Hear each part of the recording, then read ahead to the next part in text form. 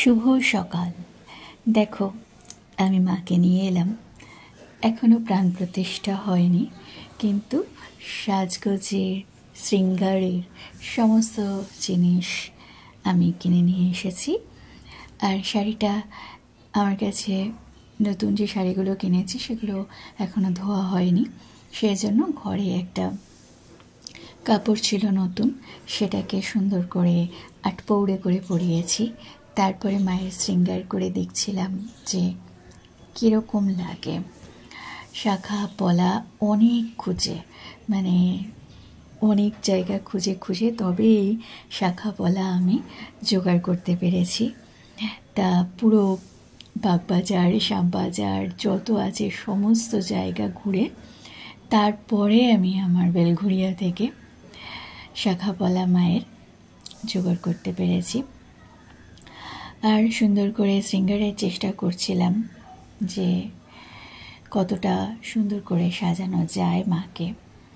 হাতে সুন্দর চুড়ি কিনেছি গয়নাপাড়া থেকে, সমস্ত বেছে বেছে গয়না নিয়ে এসেছি। দারুণ দারুণ গয়না, মানে কোনটা নেব কোনটা ছাড়বো সেরকম ব্যাপার। যতটা পেরেছি, যতটা সাধ্যের মধ্যে ছিল সেটাকে আনতে চেষ্টা করেছি। তারপরে একে একে ট্রাই করছিলাম। একটা ফার্স্ট টাইম, তাই সুতো দিয়ে কোনো রকম বেঁধে চেষ্টা করছি, পরে সুন্দর করে সেট করব পুজোর দিন। এখন আপাতত জাস্ট সাজিয়ে দেখছিলাম কীরকম আসে ব্যাপারটা দেখতে, আর কি কি গয়না হলে ভালো লাগবে সেই জন্য একবার সাজিয়ে দেখছিলাম।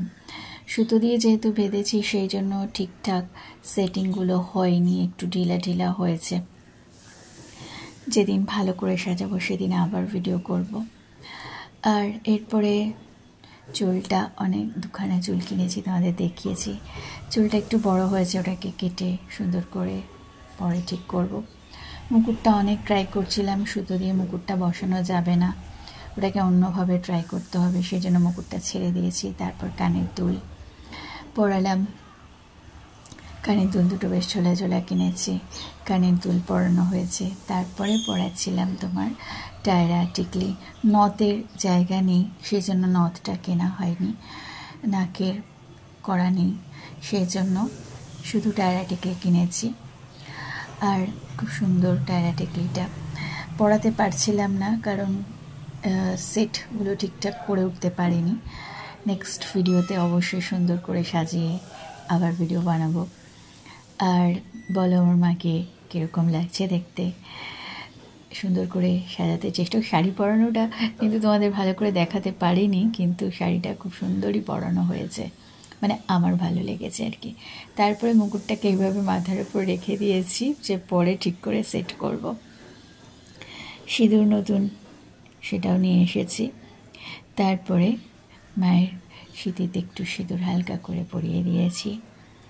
যেদিন প্রাণ প্রতিষ্ঠা হবে সেদিন পুরোহিত মশাই সুন্দর করে করে দেবে সব কিছু।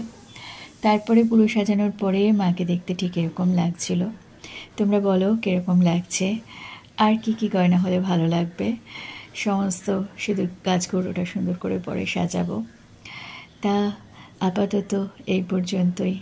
পরে যখন রেড কালারের শাড়ি পরাবো তখন অবশ্যই দেখাবো আমার মাকে কেমন লাগছে, সেটা অবশ্যই কমেন্ট করে জানিও। কিন্তু ভালো লাগলে লাইক, কমেন্ট, শেয়ার অবশ্যই।